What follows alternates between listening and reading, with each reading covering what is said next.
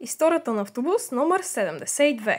През 1968 година линията е с маршрут от квартал Редута до кръстовището на генерал Едуард Тоблебен и Пенчо Славейков. В следващите няколко години има едни малки промени, които не е нужно да бъдат споменати. През 1982 година линията е с маршрут от хотел Плиска до кръстовището на Едуард Тоблебен и Пенчо Славейков. И в следващите няколко години има леки промени, които не е нужно да споменавам. През 1993 година линията е с маршрут от хотел Плиска до ВМА. През април на 2001 година линията е с маршрут от хотел Плиска до кръстовището на Възкресение и Кубан. На 24 ноември 2007 година линията е закрита.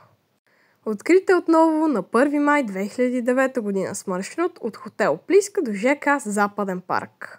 Линията е обслужвана от автобусен гараж Малашевци.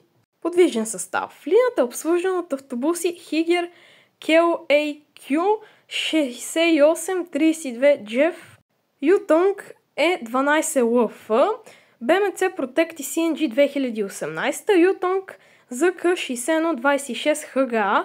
В момента не съм сигурен, но през 2024 пускаха БМЦ BLD 220 SLF. Ами това беше за днес.